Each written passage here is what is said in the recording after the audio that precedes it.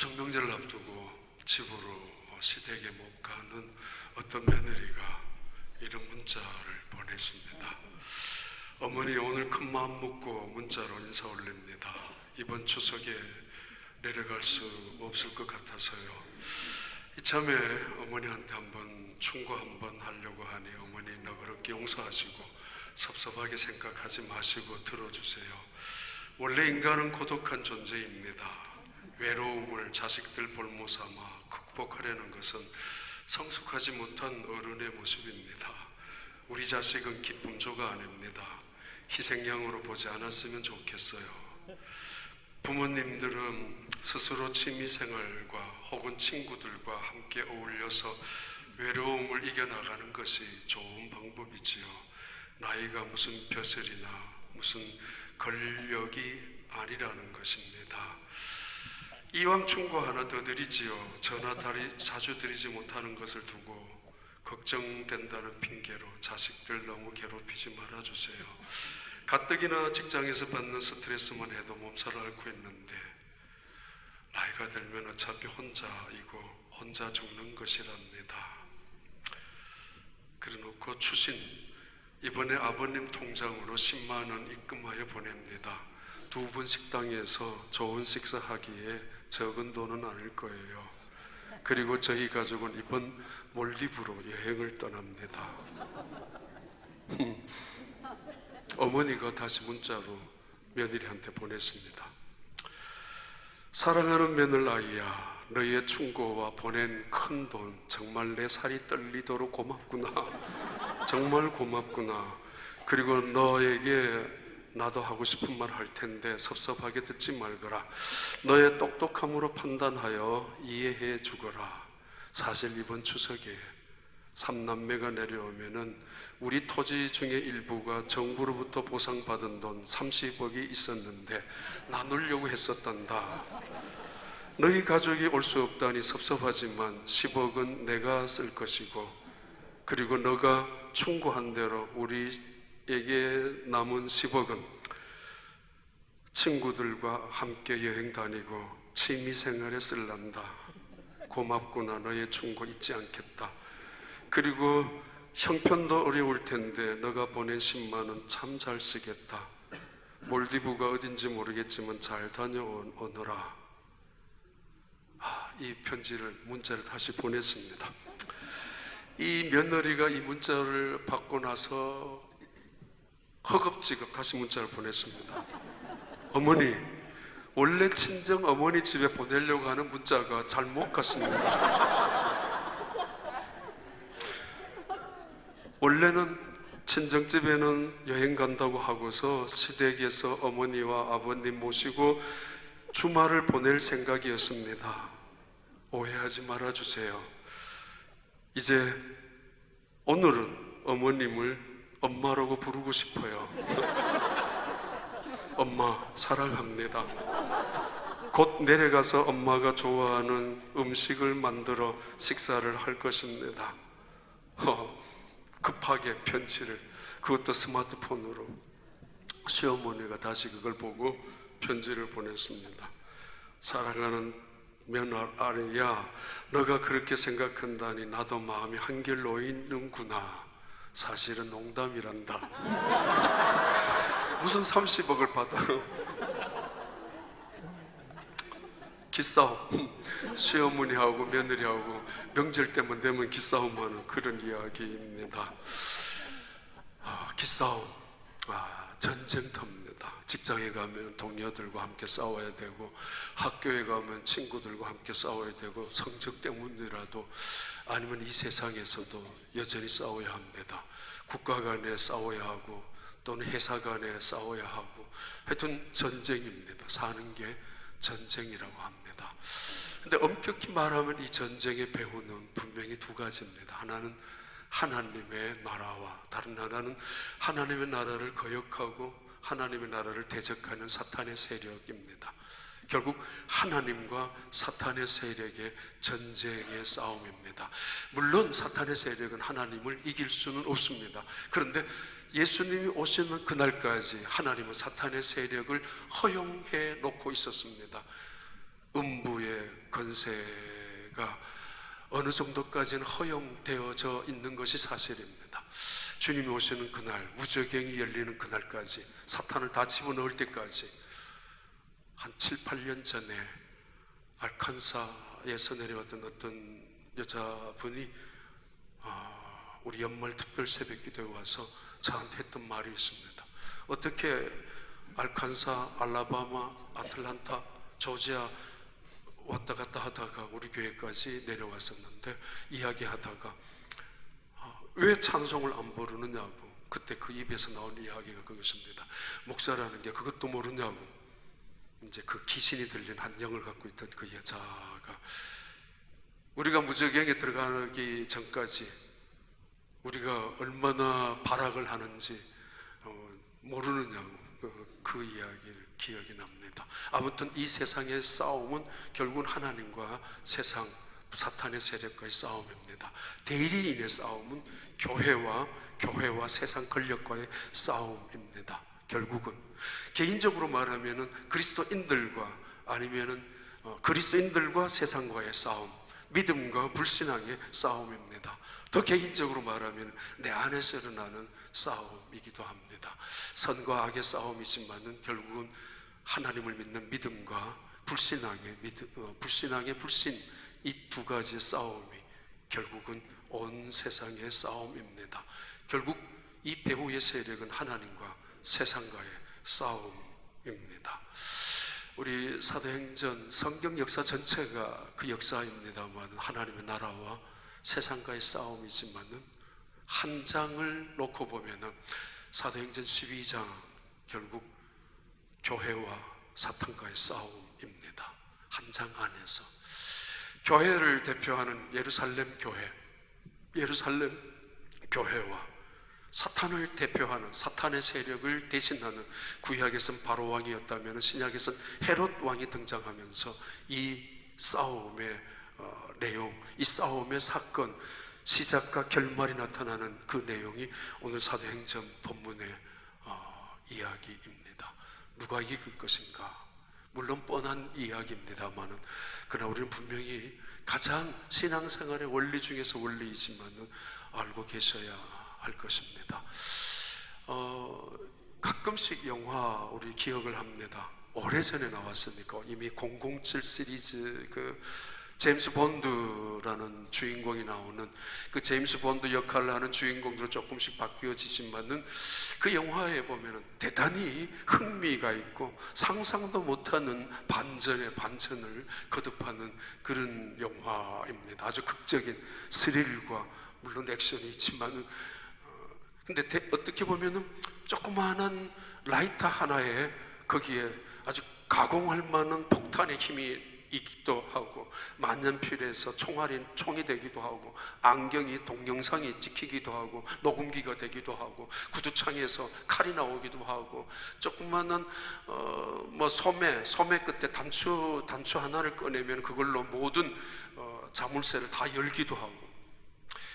요즘에 우리도 그렇죠. 개인적으로 돈만 있으면 안경 같은 녹음기, 동영상 다, 만년필 같은 그거 손바닥 안에 지도 들고 다녀서 어디로 가야 되는지 말까지 하는 거 옛날에는 상상도 못했는데 누구나 다. 제임스 본드라는 그 영화 주인공은 때로는 그 자동차를 타고 가다가 트래픽이 걸렸을 때는 자동차 위를 올라가 하늘을 날기도 하고, 때로는 바다나 호수가 있으면 바다 위를 마치 배처럼 그 차가 지나가기도 하고, 요즘 돈만 있으면 그런 차를 살 수도 있습니다. 자, 아무튼 이 사람들은 그 영화의 주인공 결코 죽지 않습니다. 정말 죽지 않습니다. 최첨단의 무기를 갖고 있기 때문이고, 더 중요한 것은 이런 주인공을 파견한 배후 세력이 있기 때문입니다. 본부가 있기 때문에. 본부는 어떤 방법이든지 간에 자기의 파견한 요원을, 생명을 지켜줍니다. 몸에 칩을 갖고 있거나, 그래서 이 사람이 어느 지점에 어떤 위치에서 어떻게 지금 하고 있는지를 정확히 알 수 있기 때문에, 그 칩을 통해서 본부에서 바라보고 알고 있기 때문에 최대한 순간적으로 그 사람을 구해냅니다. 가끔은 미국 영화, 이건 007 시리즈는 영국에서 만든 영화입니다만은 미국에서 만든 영화도 있죠. 람보라는 그 영화. 그는 최첨단 장비를 갖고서 위기를 반전시키고 적군을 심지어 로켓까지 이겨내는, 헬리콥터까지 잡아내는 그런 사람은 아닙니다. 그냥 원시적인 칼 하나 들고 또는 화살 하나 가지고 군대에 있을 때 배웠던 화약 제조, 그걸 가지고 적군을 물리치는 사람, 영웅적인 사람이 람보입니다. 그 람보는 사실은 국가에서, 본부에서 오히려 보호받지 못하는, 심지어 방해도 받는 사람, 혼자입니다. 그런데 제임스 본드나 이 람보나 공통점이 하나가 있는데, 기가 막힌 상황 속에서, 이제는 죽었다라고 할 수 있는 상황 속에서 거의 반드시 그를 도와주는 조그마한 역할을 하는 사람들이 있습니다. 때로는 어떤 여자가 도와주고, 때로는 어떤 친구가 도와주고, 조그마한 실마리를 도와주고, 그래서 그 무시무시한 고문 또는 그 절대적인 그 절망 속에서 건짐을 당하게 됩니다. 이 사도행전 12장 이 내용에는 정말 하나님께서 하나님의 백성을 어떻게 이끌어 가시고, 어떻게 지켜 가시고, 어떻게 구출하시는가, 기가 막힌 방법이죠. 상상도 못하는 방법으로. 지난주 저는 중국에 선교차 다녀왔습니다. 물론 여러 번, 95년도 이후부터 여러 번 다녀왔습니다만 이번에는 특별히 마음이 좀 무거웠습니다. 가자마자 얼마 전에 조선족 목사님 한 명이 북한에서 넘어온 사람들에게 아주 무참하게 30몇 곳의 칼을 맞아서 죽었다는 이야기를 겁을 줘서 조금 무겁기도 하고, 그리고는 그 다음 날부터 그 지역 한 12만 명이 살고 있는 희남연 도시 12만 명의 한족들, 중국 사람들. 근데 갈 때마다 이 교회가 세워지고 그리스도인들이 많아져야 하는데 매년 갈 때마다 그렇지 못하다는 사실을 느끼면서 제가 그 동네에 가서, 그 도시에 가서 세례를 준 사람이 3,000명은 넘을 것입니다. 95년도 첫 해만 하더라도 거의 1,500명 이상을 세례를 줬으니까 그 다음에 거의 100명, 200명, 그리고 70명, 30명, 이번에도 60명, 조선족 한 10명 합쳐서 7, 80명 주고 왔는데, 근데 교회가 그만큼 세워지고 갈 때마다 교회가 부흥이 되어야 될 텐데 그러지는 못하는 마음에서 마음이 참 무거웠습니다. 이게 우리가 교회가 20년 전부터 그 12만 명 정도가 살고 있는 그 지역에 중국 사람들이 다니는 교회 하나를 세웠습니다. 지금까지 그 교회 여전히 그 교회가 복음을 전파하고는 있습니다. 그 중국 사람들의 교회를 목회하는 사람 목사님이 조선족 목사, 여자 목사님이십니다. 그분에게는 한 번씩 제가 가는 것이 굉장히 본인 입에서 정말 힘이 된다고, 여러 가지 이유이지만은 그 다음에 그 지역에 있었던 조선족들, 한국 사람들 교회가 한 12개 정도 조선족 교회가 있습니다. 그때 당시는 2만 명 정도가 있었는데 지금은 1,000명 정도로 남아 있습니다. 조선족들이 다 떠나갔습니다. 한국으로 대부분 나가고 돈 벌려고, 또는 난징이나 베이징이나 상하이 같은 대도시에, 청도, 칭다라고 하는 그런 도시에 가서 돈 벌려고 내려가 있습니다. 전부. 근데 한 1,000명 남짓한 교회, 12개 교회를 목회하는 목회자들, 이번에 같이 모여서 다 모이질 못했습니다. 4개 교회는 못 모이고 8개 교회와, 그리고 그 시내 한복판에 산 위에 세워진, 언덕 위에 세워진 조선족 교회, 우리 교회가 많이 도와준 교회입니다. 그 교회에서 모여서 교역자 세미나하고 끝나고 기도하고, 그리고 세례하고 성찬식을 하고 왔습니다. 근데 참 무거웠던 게, 이렇게 매년 와서 그 도시의 큰 교회입니다. 하나는 중국 사람들을, 또 하나는 조선족 교회인데, 이게 갈 때마다 좀 발전되는 모습이 있어야 되는데 그렇지 못한 모습 속에서 왜 그럴까라고 했는데 그때 이런 이야기를 했습니다. 이미 2, 3년 전부터 교회에 대한 탄압이 굉장히 심하게 더 되었다고, 중국 공산당이 다시 핍박을 하기 시작했다고. 북한의 사람들이 중국에 와가지고 조선족 목사님을 죽이고 돌아갔다면은 이거는 외교적으로 굉장한 문제입니다. 원래는 그래서는 안 됩니다.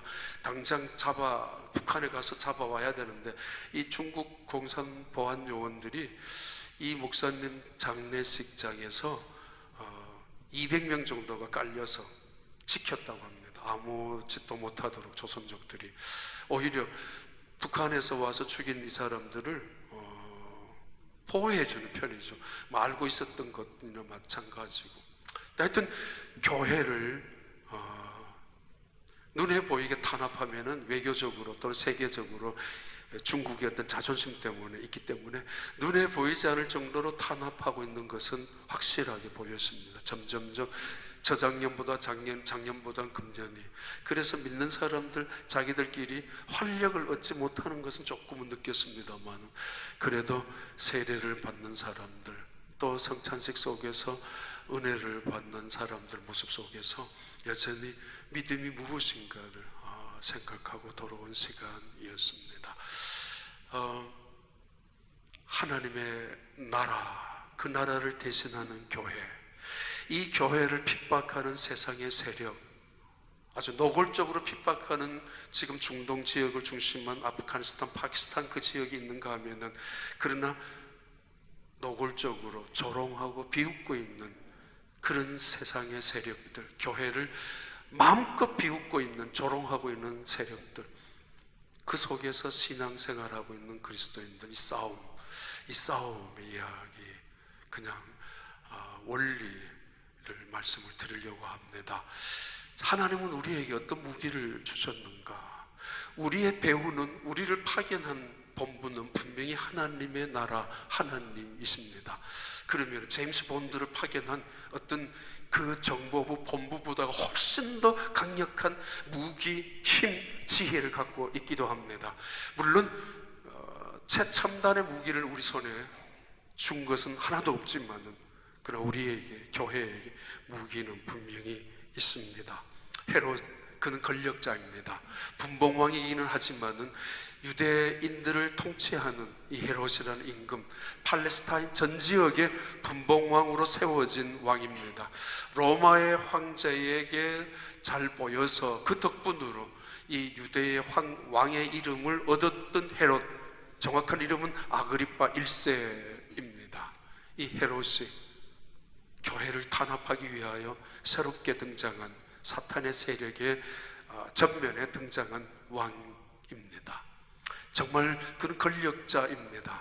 더더구나 그는 무력을 갖고 있는 통치자이기도 합니다. 그의 배후는 로마의 권력자, 황제, 군인이기도 합니다. 어느 날 그는 야고보를, 교회의 사도 중에 한 사람인 야고보를 살해합니다. 참수형을 취해서 죽입니다. 사람들이, 유대인들이 기뻐하는 것을 보고 다시 이왕 내친김에 사도들 중에 대표격인 베드로를 감옥에 잡아넣습니다. 자기의 욕망을 채우기 위해서 자기의 집권적인 아집을 계속, 권력욕에 취해 있는 사람들은 때로는 그 선동을 해서라도, 민심을 조종해서라도 자기의 권력욕을 채우기 위함일 텐데, 이미 야고보를 죽이니까 너무 많은 사람들이 기뻐하니까 그거 내친김에 베드로까지 죽이려고, 아니 내친김에 그러면 교회는 완전히 없어질 줄 알아서 베드로를 감옥에 집어넣었던 이 헤롯 임금, 그는 어느 날 이 사건 이후에 오늘 본문에는 가이사라로 내려갑니다. 가이사라, 이 가이사라 인공으로 만든 도시입니다. 해안 도시입니다. 수심이 36m 정도, 이 우리 건물 높이의 배 정도의 높이의 바다 수면이 해저가, 그 바다를 돌로 메꾸어서 인공도시, 인공항구도시로 만들었던 그 도시 이름을 가이사라라고 불렀습니다. 로마 황제의 이름을 따서 가이사, 그 이름입니다. 그 이유는 이 헤롯이 자기의 능력이나 자기의 그 어떤 위신을, 체면을 내세우기 위하여 인공도시 적어도 16년 가까이나 가이사라는 도시를 항구를 만들었습니다.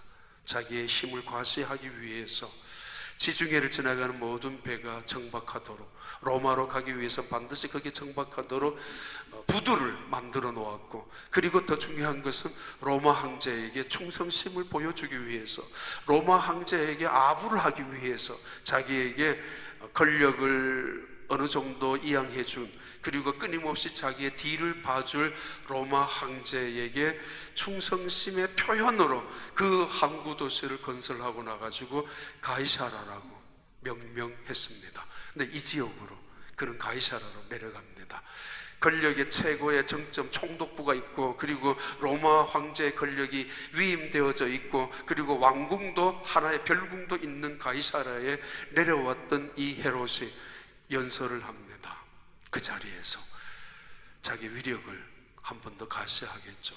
그때 수많은 사람들이 환호하고 찬송합니다. 야, 헤롯 저 사람의, 저 왕의 연설을 들으니까 정말 대단하다고, 이건 신의 소리라고, 사람의 소리가 아니라고 열광하고 환호하고 찬사를 보내니까 이 헤롯이 그냥 우쭐거립니다. 당연한 거라고, 나는 신이라고. 근데 그 헤롯이 죽었습니다. 요즘 미국 대통령 선거를 앞두고 클린턴이나 힐러리 클린턴이나 트럼프, 도널드 트럼프 두 사람을 우리는 어쩔 수 없이 보고 있습니다. 늘 어떤 사람인가.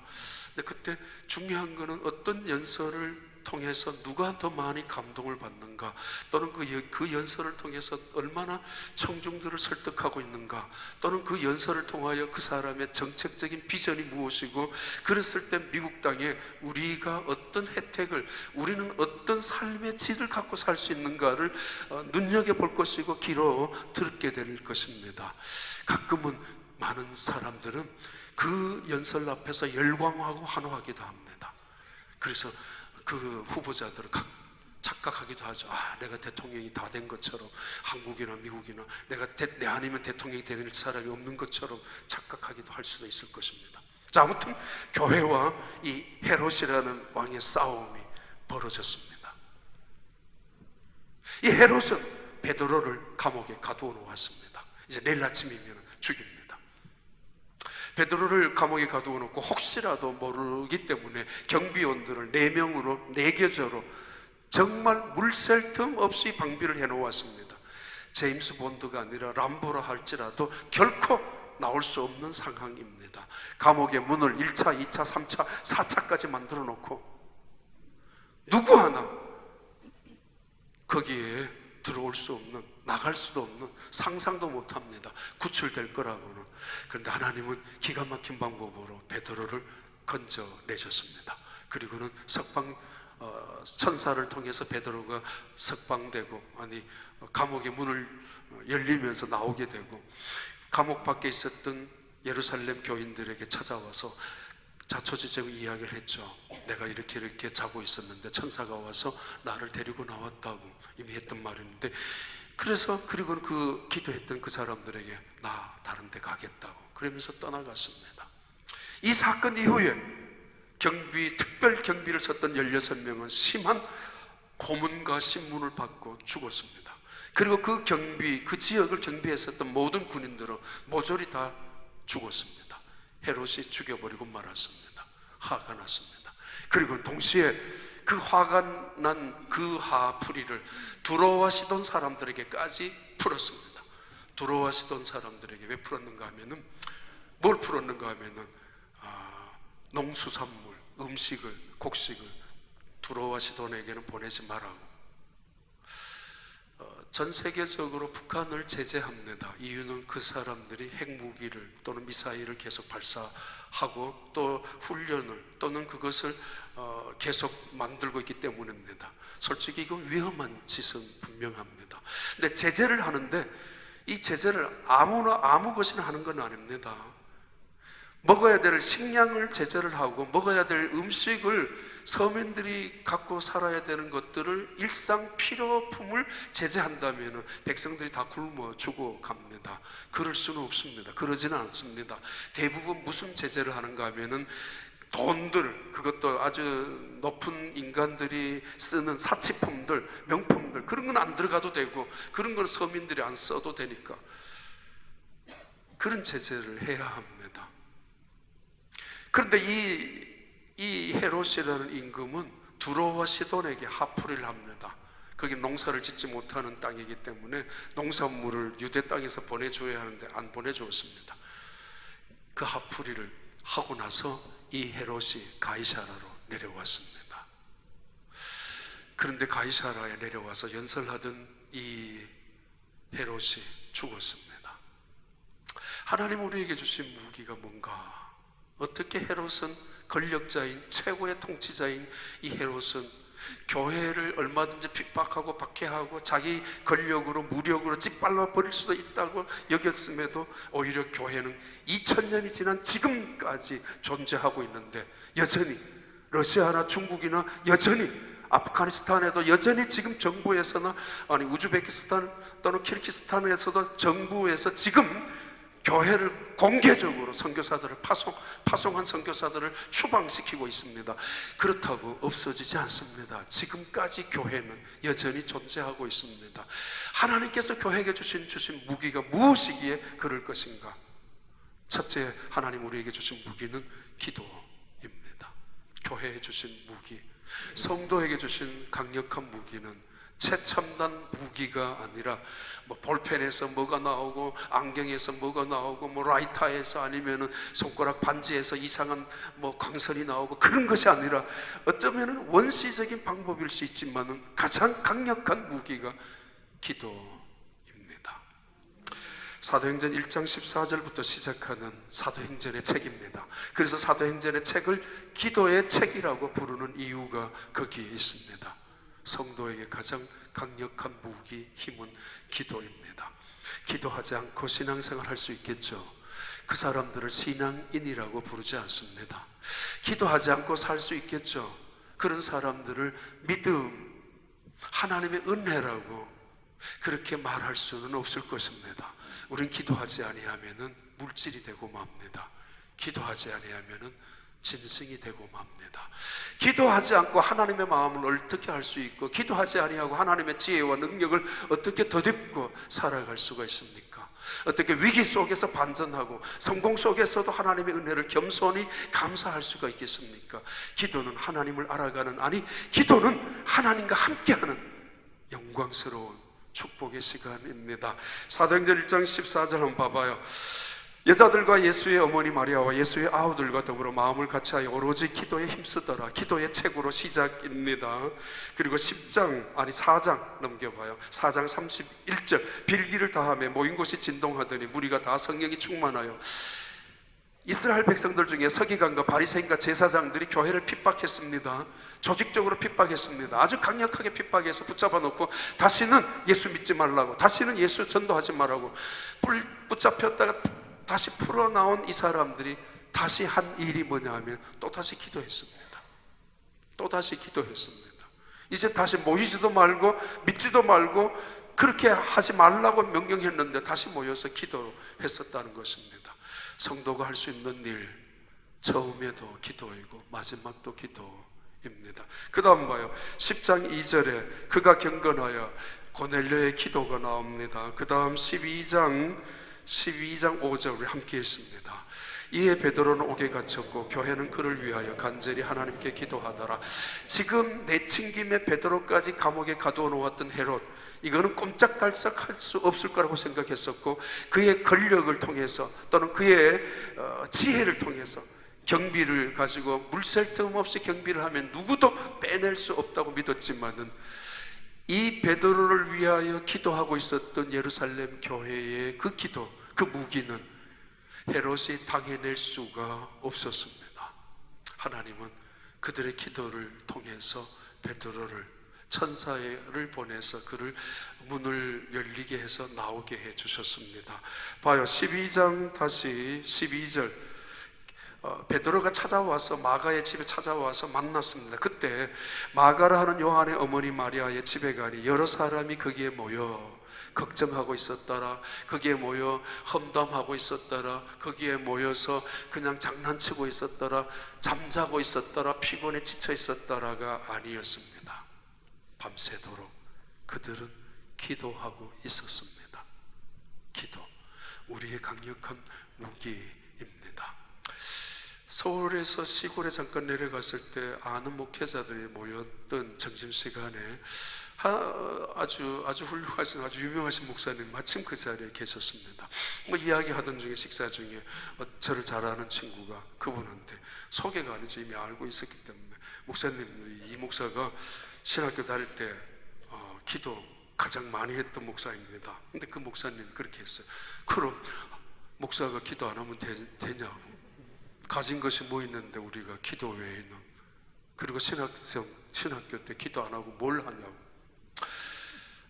그 저를 아는 친구 목사님이 조금 알기 때문에 점심시간에 한 번도 식사 도시락을 갖고 가지 못했기 때문에 적어도 3년 가까이 돈이 없어서 식당에 가지도 못해서 그 시간에 채플에 가서, 물론 엎드려 있는 시간, 졸고 있는 시간도 있었지만 대부분 그 시간에 기도하고 있었던 시간이기도 합니다. 교육전도사 하면서 금요일 저녁에 교사들과 함께 산에 올라가서 기도하고, 새벽이면 내려오면서 교사들과, 그리고 토요 새벽 기도 끝나고, 기도, 우리에게 주신 가장 강력한 무기가 기도입니다. 이 기도는 본부에 가장 강한 메시지로, 긴급한 SOS 119 그 신호음을 가지고 빨리 전파되는 그 연락입니다.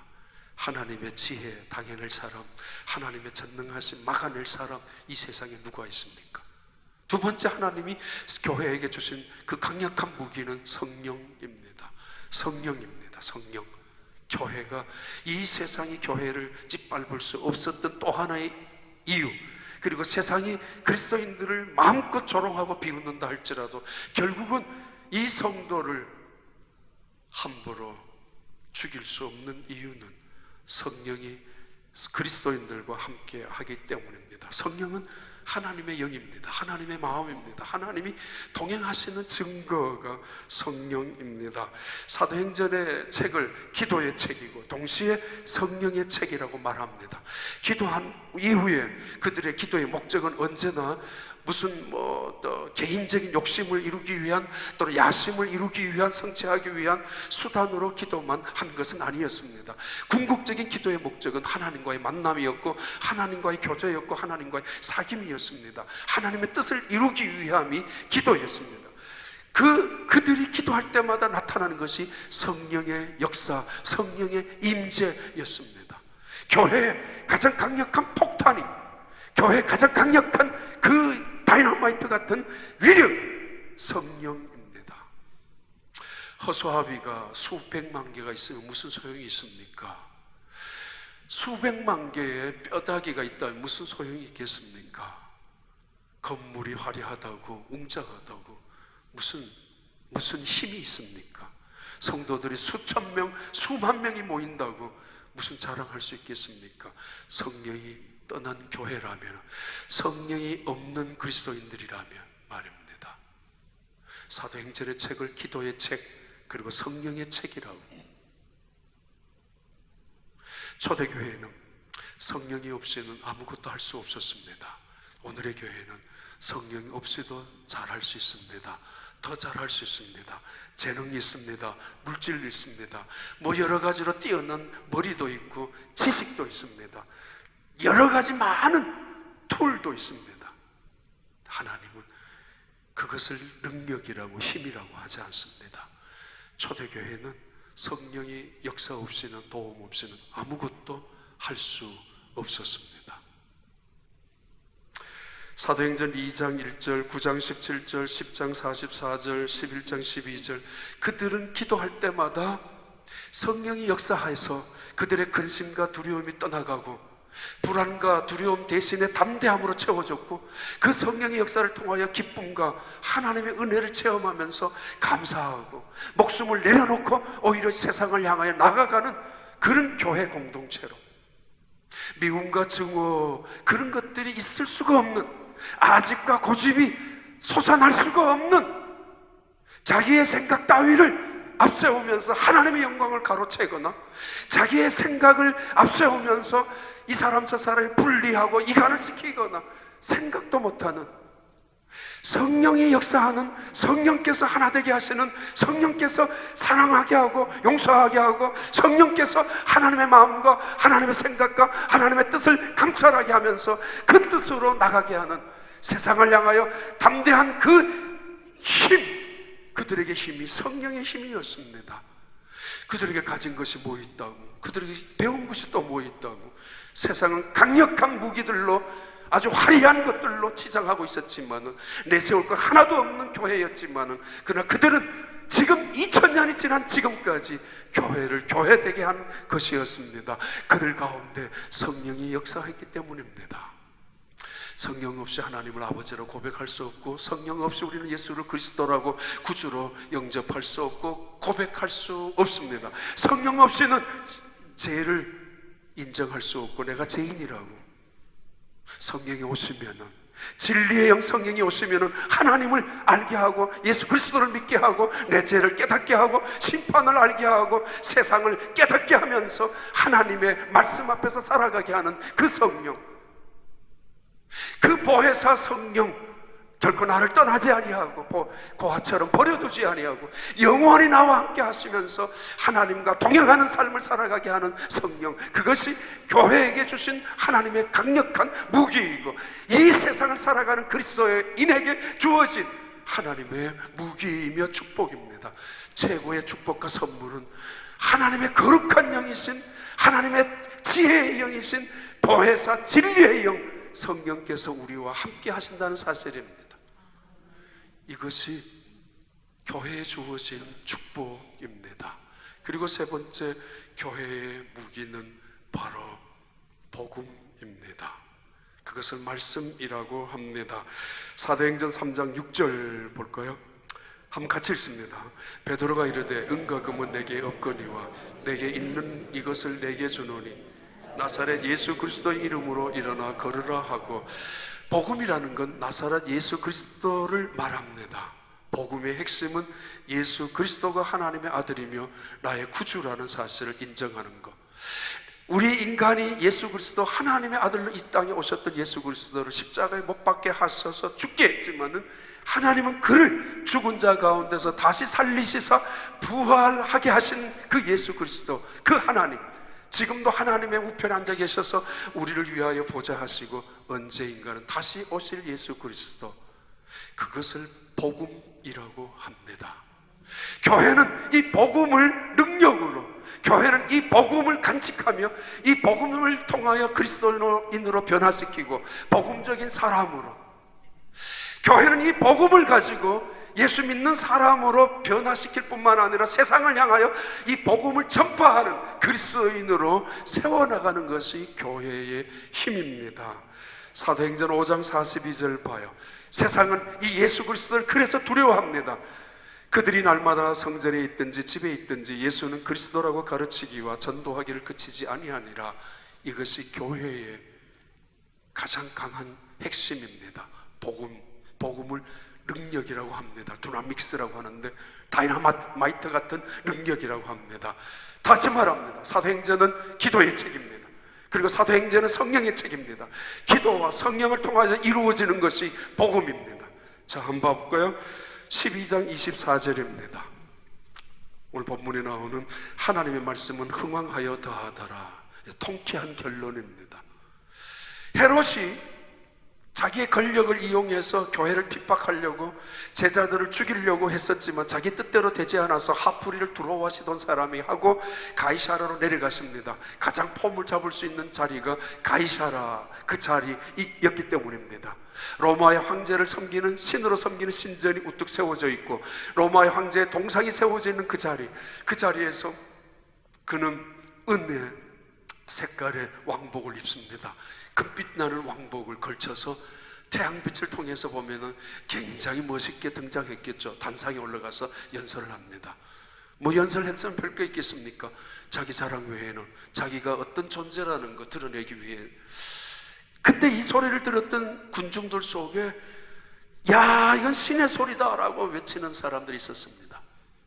요세푸스의 역사학자의 근거에 의하면 이 사람들은 두로와 시돈에서 온 이 헤롯 왕에게 아부하기 위하여, 그래서 식량을 타협하기 위하여 식량을 얻기 위해서 찾아온 사람들, 박수부대에 동원된 사람들이었습니다. 그들이 아부하기 시작합니다. 왕이여, 왕이여, 당신은 신이십니다. 하나님이 우리에게 보내신 신이십니다. 그 연설에 감동해서 감격해서 눈물을 흘리는 척하고 미친 듯이 열광하면서 손뼉을 치기 시작합니다. 그냥 잠잠하게 시켰으면 좋았을 텐데 이 헤롯이라는 인간이 그럴 턱이 없습니다. 뻗어시 그 영광을 다 받았습니다. 그리고는 당연하다라고 여겼습니다. 그 순간에 충이, 주의 사자가 내려와서 쳤다라고 이야기하는데, 충이, 벌레가, 이 벌레 이름을 스콜렉스라고 원래 합니다. 한번 띄워봐요. 이 단어는 스콜렉스라고 일단 그렇게 부릅니다. 스콜레코프로토스라는 이 벌레가 와서 물어서 죽었습니다. 급성 무슨 바이러스가 침입해서 죽였겠죠. 이 이야기도 요세푸스의 역사 이야기에도 전설처럼 내려오는 이야기입니다. 안 죽을 줄 알았던 헤롯, 여전히 20년, 30년, 50년 동안이나 왕자를 지키면서 팔레스타인 총독부와 함께 권력을 유지할 수 있었던 이 사람, 민심을 적당히 선동하고 이용하고 악용해가지고 교회를 끝까지 잔인하게 핍박을 해서 교회를 없애버릴 생각을 하고 있었던 이 사람은 죽어버리고 말았습니다. 뭘로? 벌레 한 마리가. 바이러스. 얼마 전에 사스, 요즘은 지카, 이런 무서운 바이러스들이 전부 어디서 오는지 알죠? 조류 독감, 새에서 오고 쥐에도 오고 개에서도 오고 소에서도 오고 돼지에서도 콜레라 같은 거. 요즘은 그걸 미리 전염병 예방 주사를 강아지나 돼지들에게도 다 맞기 때문에 많이 줄어들었지만은 대부분의 무서운 바이러스 균들은 짐승에서 옵니다.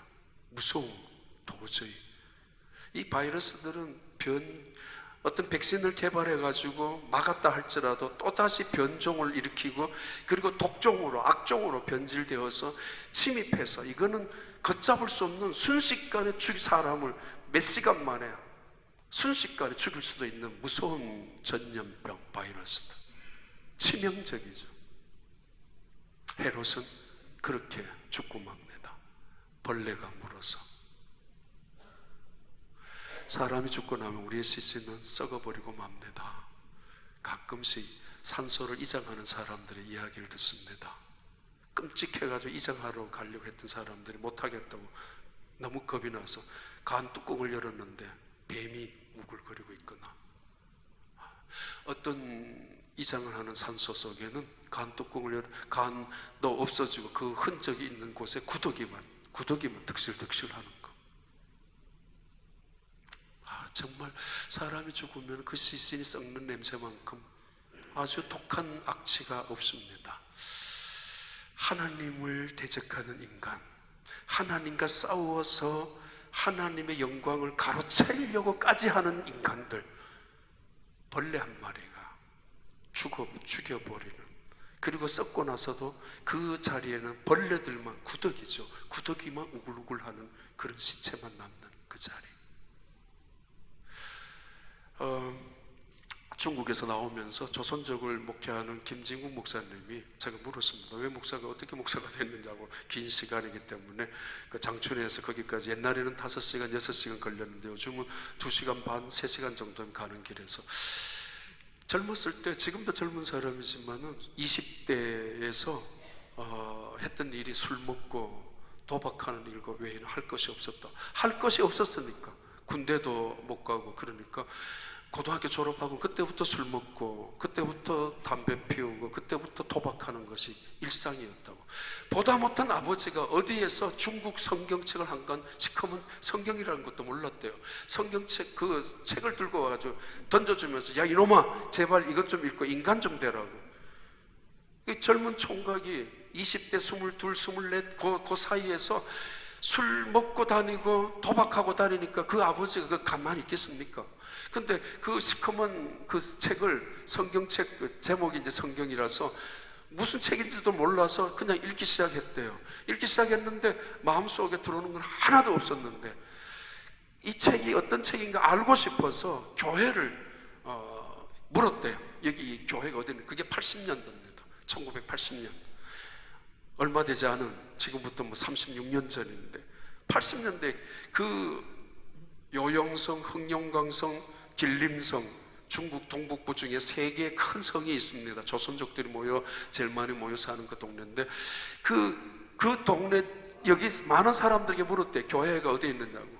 근데 교회 하나가 있었는데 그 교회를 가서 보니까 어떤 여자 권사님이 50대 정도 여자 권사님이 설교를 하더래요. 사람들이 모여서. 근데 밥도 안 주고 그냥 예배드리고 자고 예배드리고 자고 기도하고 자고 그리고 성경책 읽고 그랬기만. 그런데 그때에 봉사가 왔는데 눈을 뜨고 안진뱅이 일어났는데 일어나고 이 여자 권사님이 12가지의 병이 있었는데 12가지 병을 다 고쳤어요. 교사 국민학교 선생님이 있었어요. 그런데 그 자리에 있었던 모든 사람들이 병이 있다면 다 고침을 받는 거예요. 별별 병을 다 고치는. 혀암을 걸린 사람도 있었는데 그것도 고치고. 그걸 보니까 눈이 번쩍이 뜨였대요. 아니 어떻게 이런 병을 고칠 수 있다니.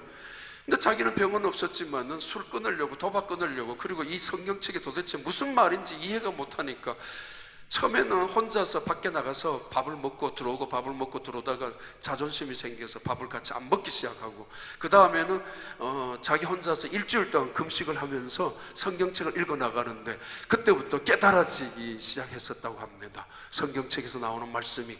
그러는 중에 잠깐 잠이 들었는데 하나님이 보여줬대요.